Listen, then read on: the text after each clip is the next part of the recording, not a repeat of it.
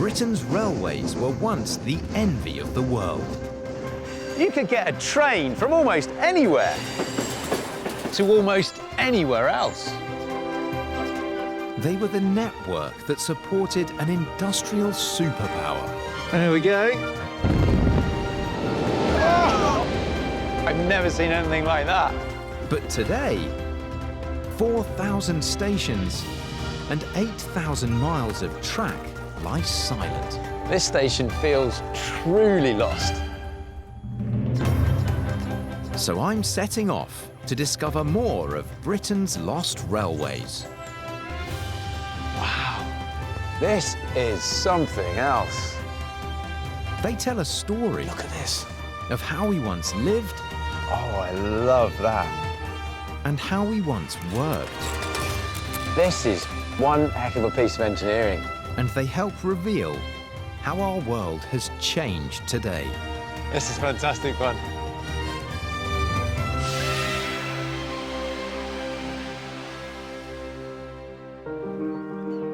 This time I've come to King's Lynn, the gateway to Norfolk. You might think of Norfolk as being absolutely ideal for building a railway. It is famously flat, but this isn't really an area you often associate with railways. You tend to think of Norfolk as big skies, open spaces, wonderful coastline, and remarkably few people. What you will find here are vast country estates, more than a few royals, and the richest farmland Britain has ever known. But in the 1880s, one railway threatened to shatter this haven forever. It beat a path through prime country estates, past the Norfolk Broads and onto the east coast. It brought in tourists by the thousand, built towns where only fields had been, and even put Norfolk on the front line of World War II. Surely, none of these things were meant to happen in sleepy old Norfolk. These days, we've been brought up on images of the royal estate at Sandringham. The Queen Christmases in Norfolk every year. Her neighbours now include the Cambridges, William and Kate. But Norfolk's appeal to top-tier establishment goes back hundreds of years to when this region was England's agricultural powerhouse. There's been a market in King's Lynn since at least the 12th century. There's still one twice a week to this day. As for my lost railway line, it wasn't built until the early 1880s. That's a good 40 years after railway mania took hold in most of Britain. Norfolk didn't exactly pounce on the industrial age. And when my line did arrive, it encountered a landscape often unchanged in centuries. Just outside King's Lynn is my first example. I think it'd be fair to say that the railway made very little impact just here. This is Roydon Common. It's the largest natural heath in Norfolk. Luckily for the common now, you'd barely notice the human intrusion at all. The worst we'd managed to achieve here was the odd heath fire caused by sparks from passing steam trains during hot weather. All of which suited the great and the good of Norfolk just fine. As my line was built, Queen Victoria's son, the future Edward VII, was in charge at Sandringham. The new railway ran along the southern edge of his country estate. His neighbours included Lord Fawkes of Hillington Hall, Marquess of Cholmondeley of Houghton Hall, and the Earl of Leicester at Holcombe Hall, owner of a whopping 43,000 acres. Edward and his friends turned this part of Norfolk into a vast shooting estate. One day at Sandringham accounted for 1,300 partridges. And Edward's also known to have shot at another grand estate that the railway line passed through. Just have a look at this.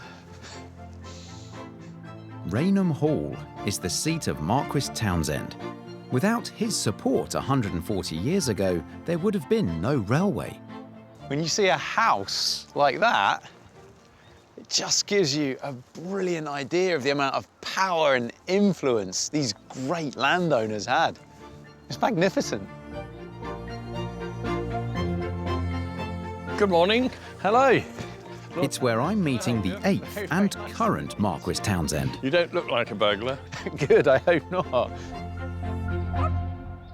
It was one of your predecessors who was instrumental in allowing the railway to come through these parts of Norfolk. I've got a silly cartoon that I thought might amuse you.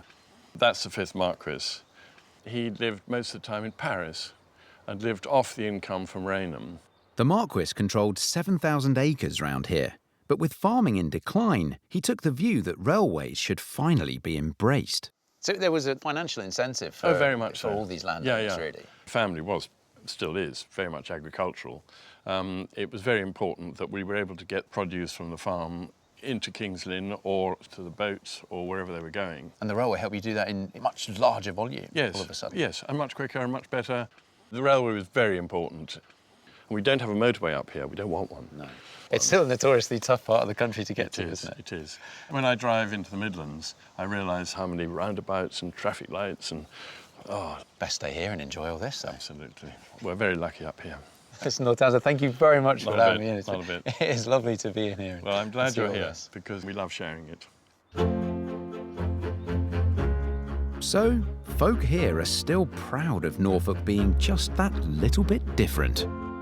But in 1880, reservations were put to one side, and a railway through the Rainham estate arrived, complete with its own station.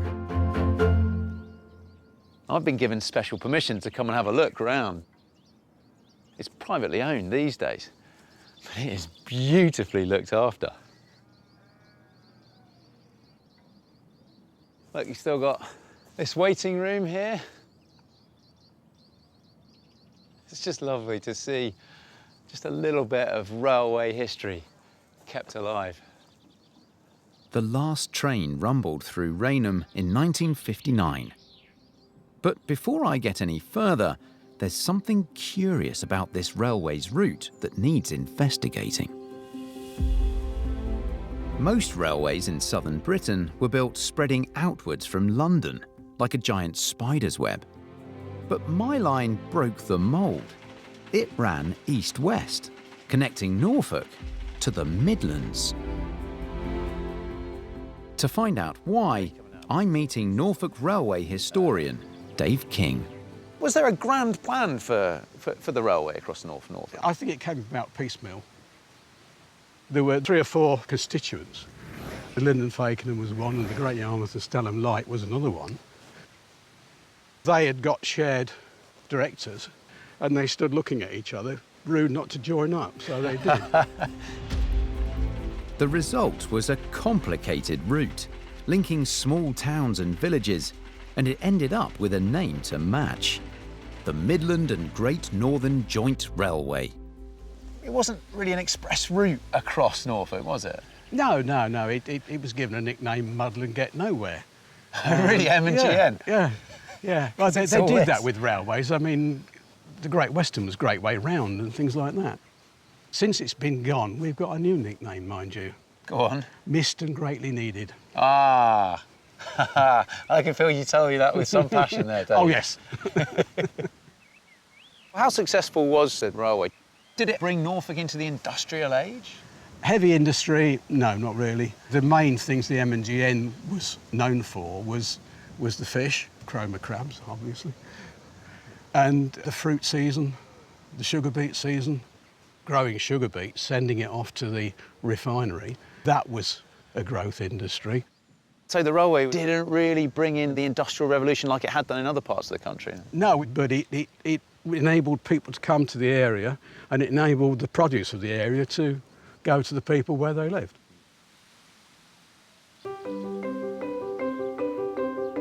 I'm following a lost railway that once brought the modern world to the farmlands, wealthy estates, and wide open spaces of Norfolk.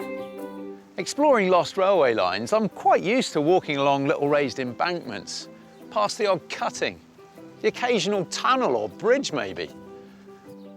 Not so much of that around these parts. Famously flat Norfolk didn't need any grand railway infrastructure, which means that 60 years after my line closed, there are some wonderful, unspoilt stretches along my route. But approaching the middle of my journey, I've reached a key point in East Anglia's lost rail network. As my lost line headed east, it crossed another line heading north.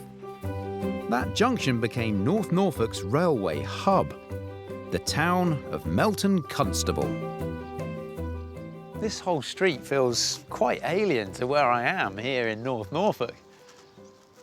It's something I'd associate much more with the industrial heartlands of the Midlands or up north. I think that says a lot for what went on here in Melton Constable. The Midland and Great Northern Joint Railway Company controlled both lines passing through here, so this became their centre of operations. The result was an entire town, complete with a primary and secondary school, a pub, and even a gasworks, all built after the railway arrived here by the railway company. Before 1880, it's all it was. It's just a tiny little street. To find out how this town came to be, I'm meeting Norfolk railway experts, John Batley and Dan Knights. All these people then being brought into Melton Constable because of the railways, they needed providing for, I guess, schools, services, whatever else. We are standing in the Railway Institute. This building that we've This got here building behind us. behind you right now, this is actually built by the Midland and Great Northern Joint Railway to look after the employees.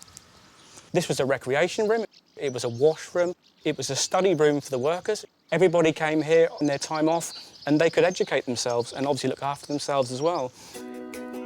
This population existed because Melton Constable and its railway junction became the M&GN's major engineering works. And much of the history of this place is still hidden behind the town. Luckily, I'm with just the men to help me find it. John and Dan specialise in unearthing Norfolk's lost railway treasures. The track would have been literally where I'm standing now. They explore woodland, A 60-foot turntable was placed, believe it or not, here.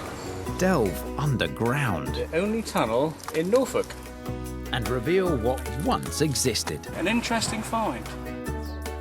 Melton Constable is one of their favourite locations, but there are still parts of the site they've not explored. We've got some mighty massive buildings here. These are big buildings. How big was this site then? How big was the engineering works? We're talking 14 acres. This is a wagon and carriage works. There was a boiler, actual workshop just to the back there.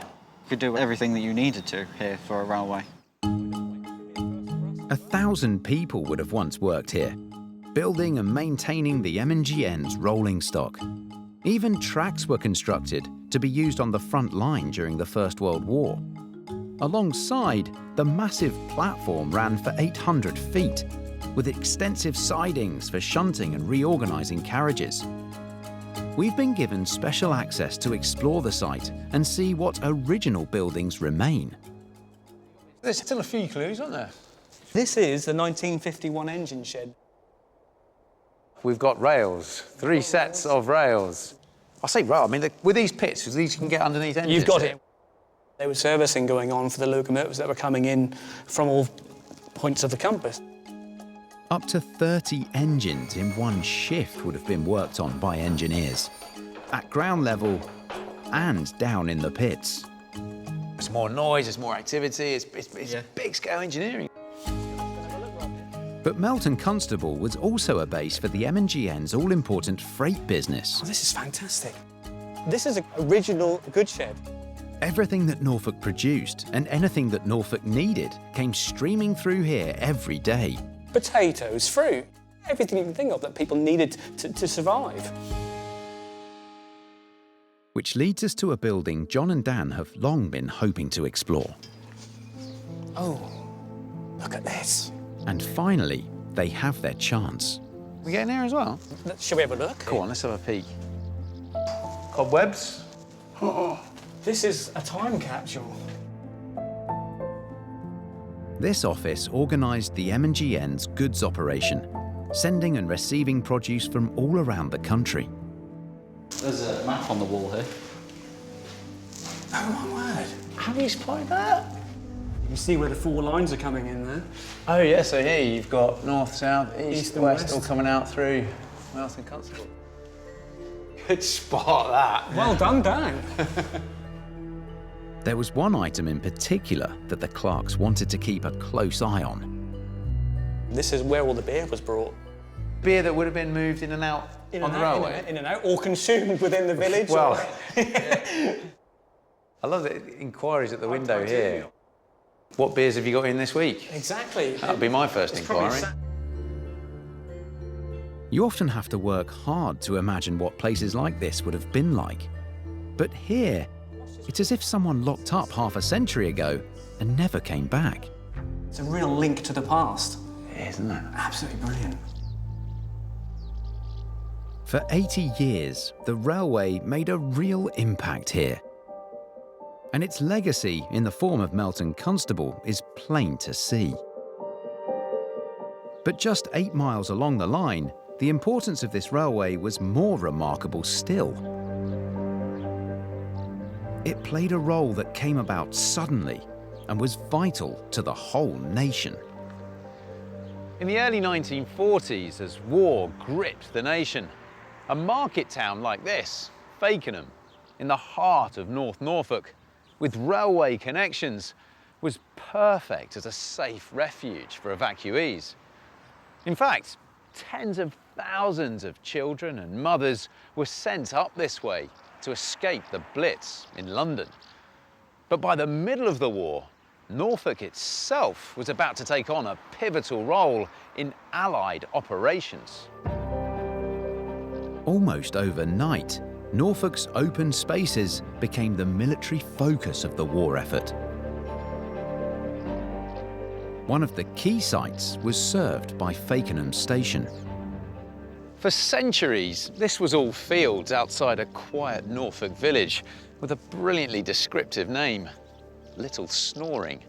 But come 1942, it was all change. Little Snoring got its very own wartime airfield. Nearly 80 years later, part of the site still functions, and it's where I'm meeting Norfolk airfield expert, Ian Brown. Hello. How are you doing, Rob? Nice to meet you. Very nice to meet you. There's not loads around here, is there? It's a little bit barren, definitely. It's very typical for Norfolk. Some of the runways have been taken up, sadly. There is a couple of Type 2 hangars here. The control tower is original. You can still see the balcony where the officers would have counted the planes in and counted the planes out as they were taking off on their sorties. Goodness me.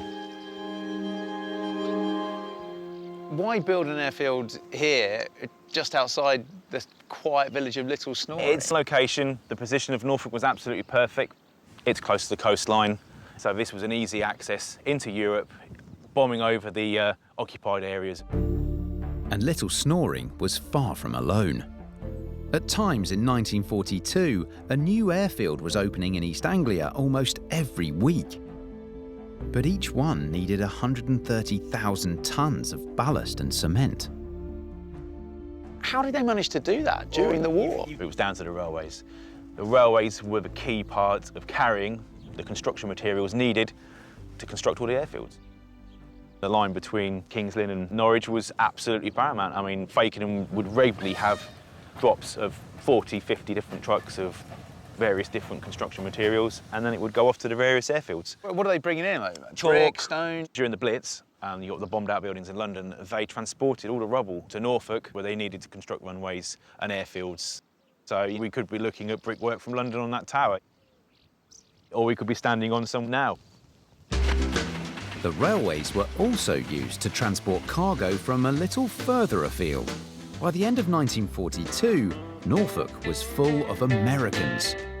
They'd be based at over 20 airfields in this county alone. At one point, there was around about 50,000 American personnel, living around this area. They call it the friendly invasion. That many coming people. in so quick, yep. It must have felt and again, like an invasion. obviously, you're going to have the trains bringing them in, you know, from London, from the ports of Southampton, wherever they're coming in from. They would have come in by a train. So was there an influx of an American culture that came with all the American troops that were Yeah, there? you had the dances, you had the music. Britain was still quite, you know, conservative. And here come these flamboyant Americans with their Lindy Hop, chocolate, money, clothing especially. So this massive change thing, because as we've talked about, Norfolk was quite a quiet agricultural area. Yeah, absolutely. So have this injection of, what is it, this kind of excitement from across the Atlantic. Caused a little bit of rivalry between the USAAF and the RAF, but they're all doing the same job at the end of the day. Yeah. Locals met American men, they married, they're still together nowadays. This wasn't the only airfield around here in East Anglia, No, was there? I mean, you could spin around, throw a stick, poof, you land in a military installation or airfield. Now this I have to see. And what better way to find airfields than from the air? This is lovely. My pilot today is Matt Pettit. And we're airborne. And appropriately, he's taking me up in a 1940s American plane.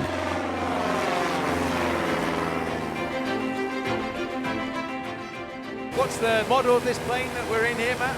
It's a Piper Cub, but this is the military version of it, so it has all of the extra glass for the artillery spotting.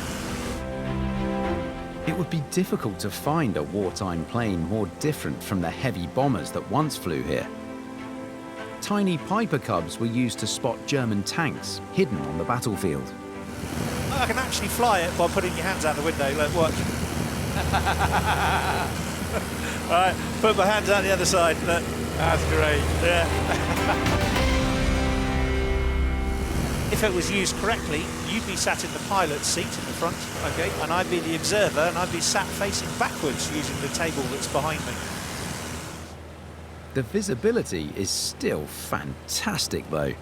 And first up, we're looking for RAF Alton. The old railway line should guide us straight to it. So if I follow that through the village here and follow it on, that should take me to the airfield, because RAF Bolton was right near it, just on the north side of the railway. There it is. This is that classic triangle, that classic A shape. That's it, yeah. It's not an airfield anymore, is it? No, it's a pig farm. That's a pig farm, yeah. That's a pig farm. All the little porkers down there. All around the county, there are wartime airfields enjoying a very different life now. That is RAF Attlebridge. Attlebridge was a US Air Force base. It's now a wind farm. God, that is quite a sight, seeing a wind turbine from above. That's very cool. In fact, renewable energy is a popular choice. That's RAF West Raynham, and it's one of the biggest solar parks I've ever seen. That is absolutely enormous. There's some very significant big buildings. Yes. They're the hangars. At one point there was over 3,000 people based here. In the middle of Norfolk, in the middle of nowhere. Wow. But just occasionally, there's one that's still an airfield. That one there is Skullthorpe. That's still MOD, is it? That's still MOD. That's why we don't go too close to it. Yeah, fair enough. From 1942 to 43, 37 airfields were built in Norfolk, and they transformed the local scenery. During the war, they're all active. And so the amount of aircraft, I mean, people used to say they were like flies, you know, the air was thick with aeroplanes. Wow. This is unforgettable. Glad you've enjoyed it.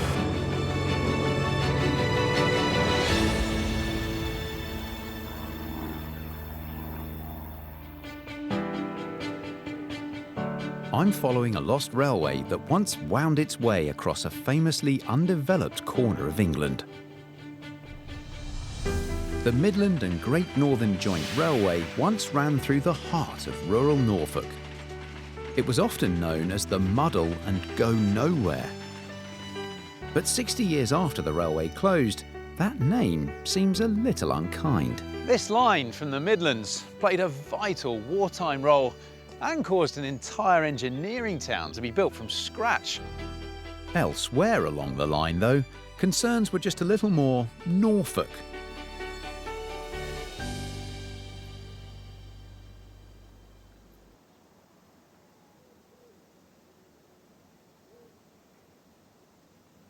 Along here, the railway had to cross an area of watery marshland, and you can see around me, not much has changed in that sense.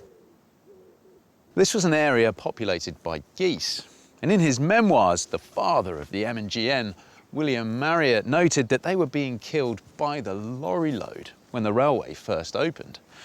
As engineer for the line, he became their saviour when he built an alternative crossing that he referred to as a goose creep. And apparently, it did the trick. The geese were saved.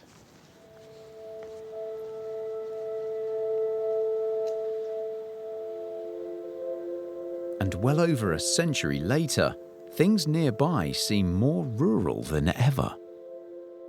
5 years ago, the old station at Honing looked like this. It received more than a little love and attention. Stuart. Hi Rob, nice to meet you. How you doing? Not so bad, how are you? All right, thanks. Stuart McPherson was one of the volunteers who rediscovered a station with real clues to the railway's past. These are the best kept ruins, if you like, of a station I think I've ever seen. This was Honing Station, which opened in 1882, and when it shut in 1959, it was retaken by nature. At first, it was the wild flowers. But as the decades passed, bushes and trees took over. It was completely covered. There was weeds everywhere, you couldn't even see the platform walls. So what, you could quite happily walk through here without realising people did walk through without even realising there was even a station here. The abandoned buildings eventually turned to ruins. But since 2014, Stu and the team have removed weeds, roots and soil. They restored platforms and signage to create an unusual shrine to railway days gone by. Even the station building is open once again. Can we go inside? You can wander in through the main front doors if you like. It's crazy. Into the main waiting room. You've got the ticket office behind you. Even the gents have been reclaimed. Just in the gutter outside the front doors, we found this original Victorian key. So look. Which had been obviously left by the last person who locked up. Do you think that's what happened there? Yeah.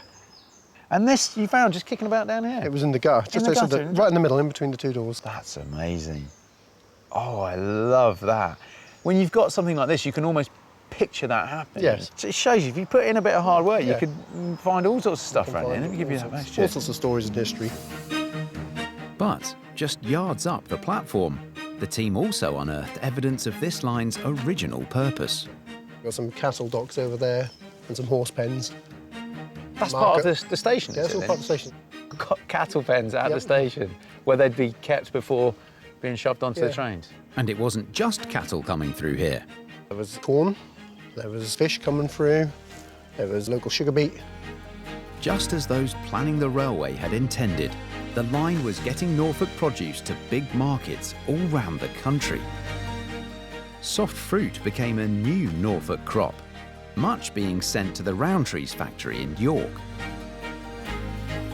But by the late 1880s, this station had another brand new line of work: holidaymakers.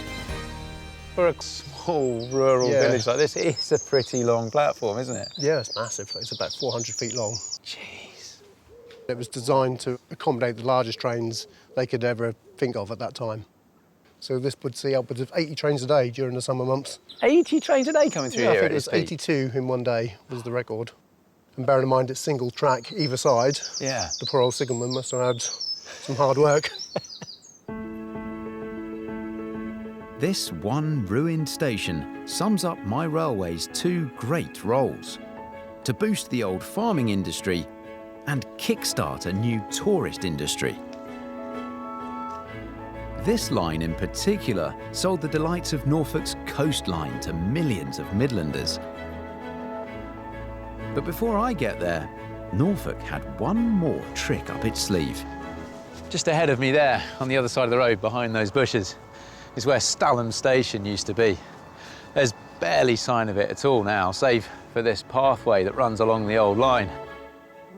But the holidaymakers and tourists that so many trains carried increasingly wanted to come here because Stalham is the gateway to the Norfolk Broads. These meandering waterways are as much a part of the Norfolk experience now as big skies and beaches. But there was a time when no one in their right mind would come here for fun. The history of the Broads is about as close to heavy industry as Norfolk has ever got. And the workhorses of that old industry were the wherries. Thank you very much. That's my pleasure. Norfolk wherries, like Albion, were the steam locomotives of their day. And joining me on board is Nicola Hems from the Museum of the Broads. Before we had roads and railways, everything that came to Norwich and all the towns and villages in between came by river. So what kind of cargo might Albion have been carrying around? Anything. Ships could have come from the north of the country carrying coal and would have transferred onto Albion. She might have carried wood, bricks, straw, reeds for thatching, and possibly even some vegetables and that sort of thing. 2 centuries ago, several hundred cargo wherries with their distinctive sails would have littered the Broads landscape. Wherries were specially built for the Norfolk Broads and the rivers because the rivers are fairly shallow. So we needed special boats to navigate the shallow and fairly narrow rivers as well. Albion today is just one of 2 cargo wherries left sailing. What was it that led to the demise of wherries shipping around all the cargo? The railway. It was the railway, The wasn't railway. it? If you had something like blackcurrants or fruit that really had a short lifespan, railways would get it to their destination much quicker.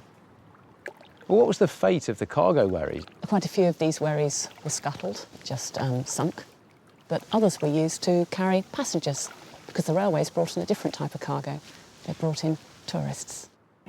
By the early 1900s, some of the filthy coal-carrying vessels were cleaned out to carry passengers each summer. Some went a stage further. They were transformed in something called pleasure wherries. They had cabins, a bathroom, living area, galley, kitchen area. Plus, of course, I had a full crew to look after you. These industrial workhorses were now elegant and refined cruise boats. It's very difficult to be out here and just enjoy this. And to be doing it on an old cargo wherry as well is just something quite special, I have to say. It's very special. It's so quiet. Much like my railway line, the Broads' time as a vital transport link has come and gone. But interest in exploring them only seems to grow. So I thought I'd find something thoroughly modern. I think I'm ready, Ready to go? Let's do it. Sarah Bradford is letting me loose on a paddleboard. Good job. Just keep moving. It's like riding a bike. Much easier when you're actually moving. Paddleboarding originated in Hawaii, but somehow the slow simplicity of this form of transport just seems perfect for Norfolk. We've got miles and miles of flat waterways. Adventures you can have. You can stick a tent on the front, you can stick a backpack on, and you can just go for a day or two if you wanted.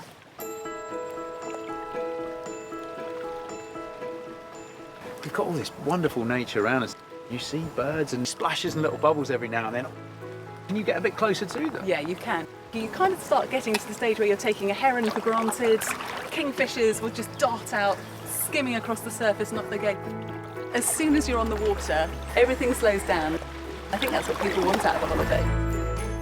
Ever since the arrival of the railway, the old industrial waterways of Norfolk have steadily become something altogether different. I'm enjoying it. I am definitely enjoying it. This is a real time for just serenity, calm, peacefulness. Exactly. Exactly, that's what it's all about. Here we go then. We've got ice creams, fish and chips, seagulls. I've definitely reached seaside holiday territory here. The Norfolk farmland and the Broads are behind me. And my 70-mile route along the old Midland and Great Northern Railway is almost at an end. The M&GN line ran along this road, a straight line heading towards the beach. You can smell the sea air here as well. Well, that could be the fish and chips. This was the point where my line met the sea and turned south towards East Anglia's ultimate holiday spot, Great Yarmouth. But arguably, this tiny place right here got the better name. This is California. I've reached the seaside. That makes me very, very happy indeed. Now, this place name, California, apparently came about as a bit of a local's joke. The story goes that in 1848, a stash of very valuable, very old coins were found down here on the beach. Just a few months earlier, gold had been discovered in the other California and sparked the gold rush there. So because of the coins, this became Norfolk's California. Can't really tell the difference between the two, can you? By 1911, an express service thundered through California 6 days a week. One Saturday saw 3,000 Midlanders crossing Norfolk to reach the coast. The early tourist rail users were all about getting to the seaside, to Great Yarmouth in particular, about 4 miles south from where I am here now. But the more people came to Yarmouth, the more tourism spilled out to places like California here. So eventually, the place got its own station. Somewhere here is where California's tiny station once was. It was in operation from 1933, and as far as I can make out, there is no sign of it here whatsoever. That's no surprise in that, really. It was only ever a small halt, and I can imagine it was only ever used during the busy summer months. And it wasn't alone. A selection of simple summertime halts appeared along the coastline. But wherever the people actually stayed, they could take the train for a visit to Norfolk's holiday capital, which was also the end of the line for the Midland and Great Northern Railway. This is it then, the end of the line. Beach station in Great Yarmouth. What do you think? There are a couple of throwback remnants, bit of rail, these stanchions, but it's pretty much gone now. This is what it once looked like. Fairly substantial station. All these sidings here. But the sad thing, for me at least, is that a lot of this infrastructure was only demolished in the 1980s to leave us with this car park. But the name Beach Station wasn't a total con.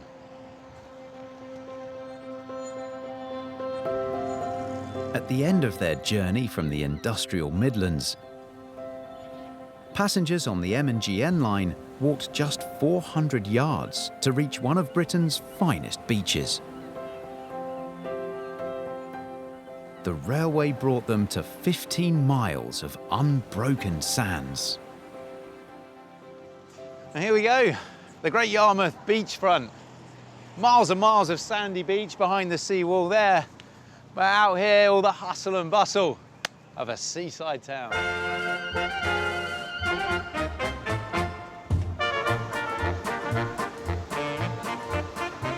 So go along here, what do you fancy? The arcades, bingo, spot of crazy golf maybe, go-karts, ooh, donuts. Yarmouth still attracts 5 million visitors a year. But today we think little of travelling the country in search of a sunny getaway. So I want to turn the clock back a good few decades. To get a sense of Yarmouth in the railway age, Darren, hello. Hello. I'm meeting Conservation Officer Darren Barker. Must have been so much excitement for people who'd never seen the Seaside before. Absolutely. I mean, you can imagine you're travelling by train, wishing it itself would have been an adventure. And you arrive in Norfolk with these huge skies. You get to Great Yarmouth, a seaside town, for a week's absolute fun and frolic and pleasure. And I think it would just be that moment in the year that they could really let themselves go. For the past year, Darren's been overseeing the restoration of Yarmouth's most genteel attraction, the 1928 Venetian Waterways. It was established as an unemployment relief programme for soldiers coming back from the First World War to try and build skills in the community and make people more employable. What would it have looked like out here in its heyday? In its heyday, we had boats travelling along the canals, carved animal heads on the fronts of them. The planting was opulent and lavish. There was piped classical music, and all of that, of course, on the North Sea coast. We have a map. This is from the early part of the 20th century. All right, so this is the coast down here, is it? This is the beach, yep. Right, so this is my line coming in down here, the M&GN. So then we're back up this way here, are we? The waterways are just here. So you would have come past the waterways here on your way in? It drew people from all over the country.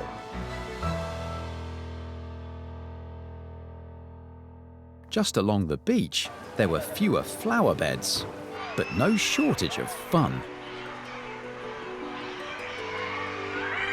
The amusement park's been open here since 1909. And for most of that time, there's one ride that everyone makes a dash for.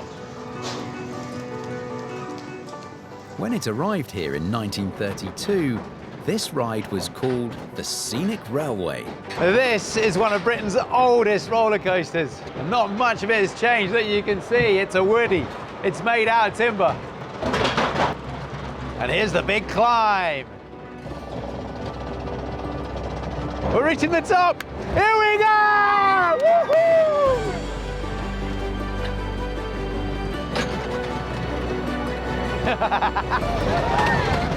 Britain's first wave of roller coasters were often known as scenic railways. As if the ride wasn't enough, they were adorned with images from wild and frankly hillier places than Norfolk. Castles, windmills, and alpine scenery. And it's still got an actual brake man! He's physically braking it to make sure that we're under control. Great Yarmouth, with its coasters and carousels, is a monument to the time when thousands of us first travelled here by rail.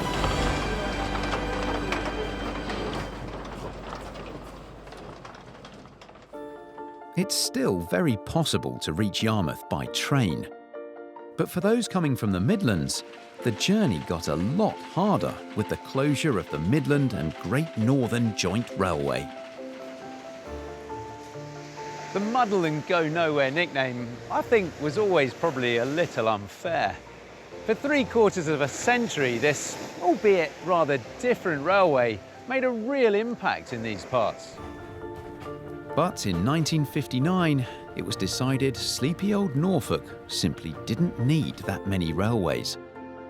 And the line was axed from the national network. And 60 years after the railway's closure, it's remarkable really just how little has changed in Norfolk. It's still unspoiled.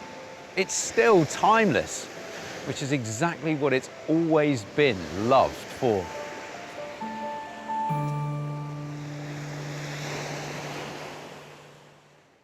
Next time, I'm in Scotland. Oh my word! Exploring a line that once crossed the glorious Scottish borders. Well, this is magnificent, isn't it? It's beautiful. Its closure caused uproar along its length. But now, The exciting thing about this lost line, it might just come back.